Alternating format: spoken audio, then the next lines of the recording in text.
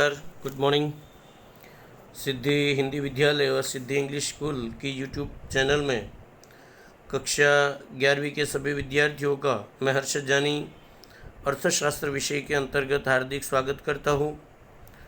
विषय की शुरुआत करूँ उससे पहले आइए मिलकर एक सुंदर सा सुविचार देखते हैं कि जो व्यक्ति अपनी गलतियों के लिए खुद से लड़ता है उसे कोई नहीं हरा सकता।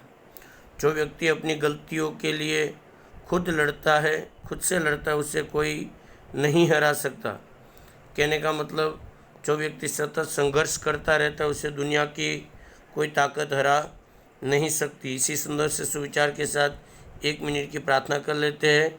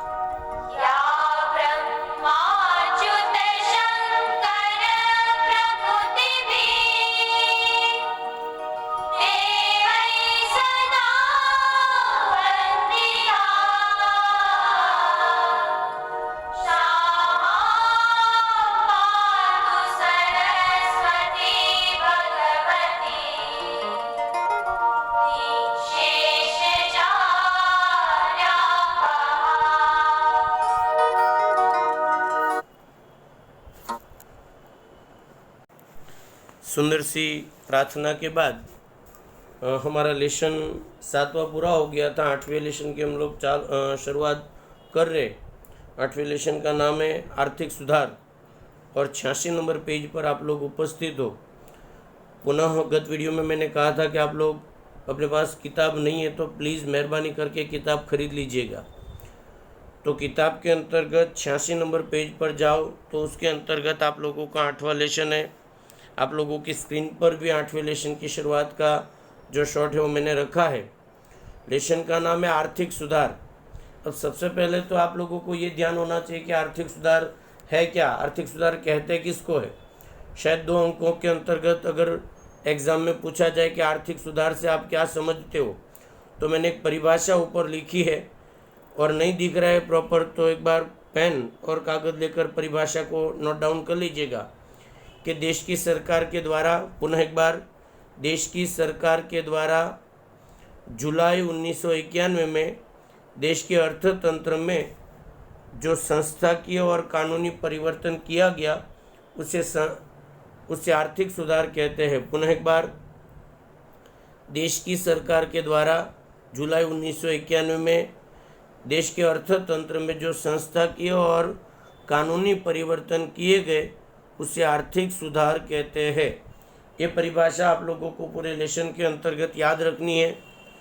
एक मुद्दा हुआ परिभाषा का। दूसरा, ये सुधार कब हुआ, तो परिभाषा के अंतर्गत ही उसका वर्ष आ जाता है कि 1 जुलाई 1991, 1 जुलाई 1991 के अंतर्गत ये आर्थिक सुधार हुआ। और किसने किया आर्थिक सुधार, तो कि केंद्र सरकार ने।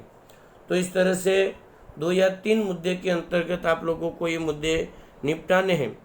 अब मैं विषय की अंतर्गत प्रस्तावना जो है, प्रस्तावना में ज़्यादातर कोई प्रकार का सवाल बनता नहीं है, फिर भी प्रस्तावना आप लोगों को आपका जो लेसन है उसकी जानकारी देती है।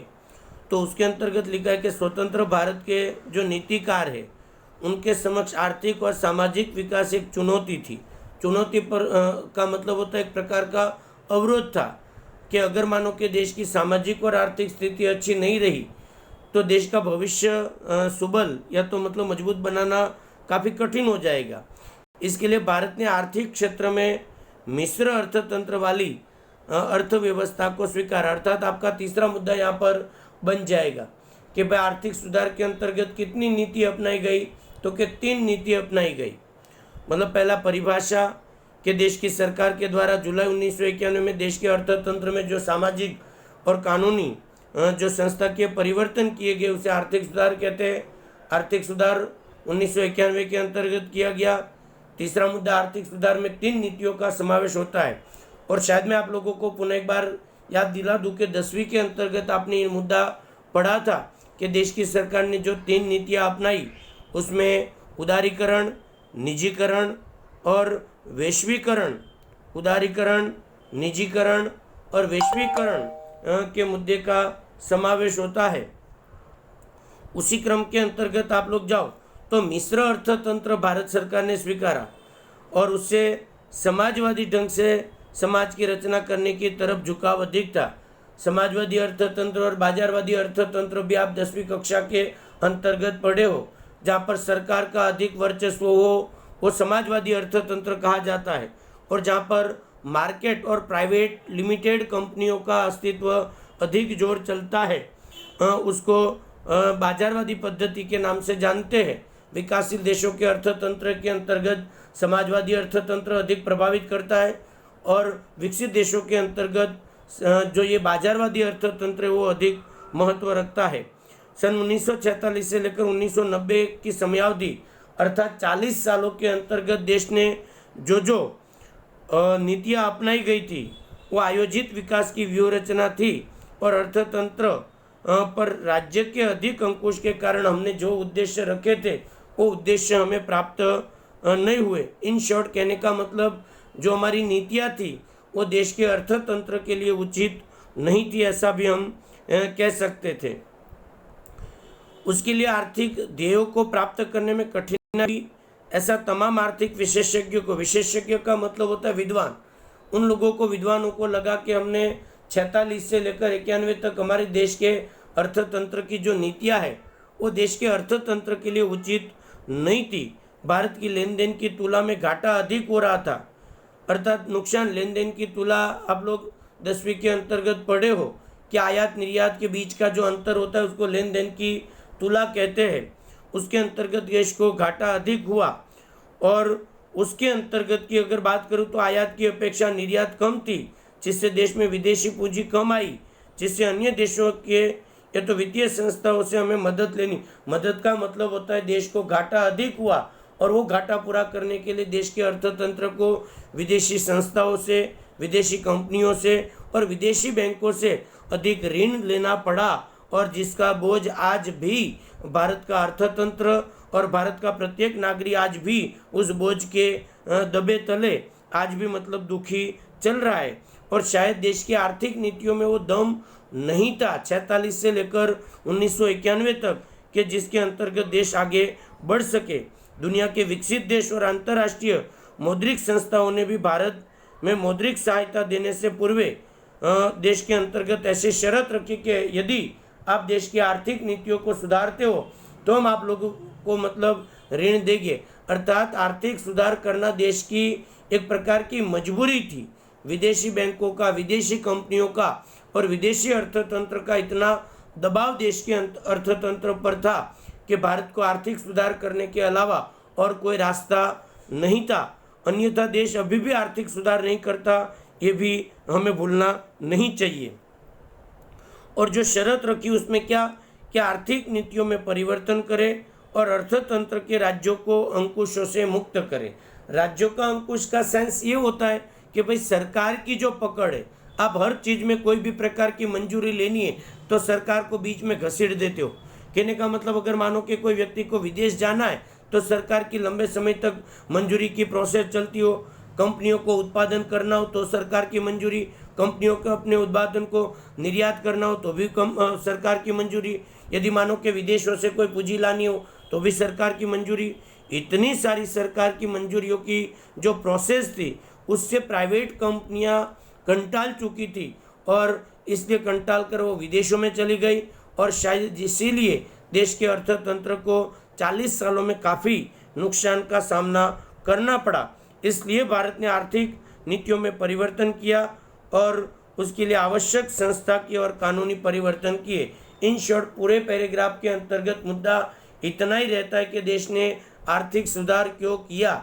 देश ने आर्थिक सुधार इसलिए किया क्योंकि 46 से लेकर 90 के दशक तक अर्थात 40 सालों के अंतर्गत देश के अर्थतंत्र को जो लाभ मिलना चाहिए था वो लाभ नहीं मिला, इसलिए विदेशी कंपनियों के दबाव के कारण देश की सरकार ने देश के अंतर्गत आर्थिक सुधार का निर्णय लिया। अब उसके अंतर्गत 1991 की आर्थिक नीतियों में परिवर्तन के उद्देश्य क्या क्या थे? तो उद्देश्य की बात यदि मैं करूं तो राज्य की अंकुश वाली अर्थव्यवस्था को बाजार आधारित मुक्त अर्थतंत्र व्यवस्था की तरफ ले जाना, अर्थात मिश्र अर्थतंत्र या तो व्यवस्था। इन शॉर्ट मैंने आपको 10वीं में बताया था कि मिश्र अर्थतंत्र अर्थात क्या, तो कि समाजवादी पद्धति की कुछ एक अच्छे निर्णय और बाजारवादी पद्धति के कुछ एक अच्छे निर्णय, उन दोनों को मिलाकर जो अर्थतंत्र तैयार किया जाता है उसे मिश्र अर्थतंत्र कह सकते हैं। 1991 में आर्थिक, हालांकि मिश्र अर्थतंत्र आगे आएगा तब उसके बारे में बात करेंगे। 1991 में आर्थिक कानून बदल दिए गए जिससे आर्थिक नीति में परिवर्तन हुए और जिस प्रक्रिया को आर्थिक सुधार के नाम से जाना जाता है। मतलब मैंने जो परिभाषा आप लोगों को बताई वो आर्थिक सुधार की परिभाषा ऊपर बताई। उद्देश्यों की, आर्थिक सुधार देश ने किया क्यों, तो आर्थिक सुधार क्यों किया उसको जानना हो तो मैंने बाजू में पेन से कुछ एक मुद्दे लिखे हैं। कदाचित यदि परीक्षा में आपको पूछा जाए कि भारत सरकार ने देश में आर्थिक सुधार क्यों किया, तो उसके लिए 4 मुद्दे बनते। 1, उद्देश्यों की प्राप्ति के लिए, नंबर 2, अर्थतंत्र के विकास के लिए, नंबर 3, देश की आर्थिक कमियों को दूर करने के लिए, नंबर 4, अर्थतंत्र के घाटों को दूर करने के लिए, और नंबर 5, दूसरे देशों की मदद न लेनी पड़े, इसलिए भारत सरकार ने आर्थिक सुधार किया। पुनः एक बार बता दूं कि 1, आर्थिक सुधार क्यों किया, तो कि उद्देश्यों की प्राप्ति के लिए, 2, अर्थतंत्र का विकास करने के लिए, 3, देश की आर्थिक कमियों को दूर करने के लिए, 4, अर्थतंत्र में घाटे को दूर करने के लिए, और 5, दूसरे देशों की मदद न लेनी पड़े, इसलिए भारत सरकार ने आर्थिक सुधार किया। और उसके बाद वो आर्थिक सुधार के क्या उद्देश्य है उनके बारे में हम लोग देखेंगे, लेकिन अगले वीडियो के अंतर्गत। अंत तक आप लोगों ने वीडियो देखा उसके लिए आप लोगों का बहुत बहुत धन्यवाद। यदि वीडियो आप लोगों को पसंद आता है तो लाइक और सब्सक्राइब करके शेयर करना ना भूलें। अगर वीडियो से रिलेटेड कोई भी प्रकार की जानकारी चाहिए तो मैं हर्षद जानी, मेरा संपर्क नंबर है 9825581539। विषय से रिलेटेड और वीडियो से रिलेटेड कोई भी इंक्वायरी के लिए आप फ़ोन कर सकते, व्हाट्सअप मैसेज नहीं कर सकते। बहुत बहुत धन्यवाद। जय हिंद, जय भारत, वंदे मातरम।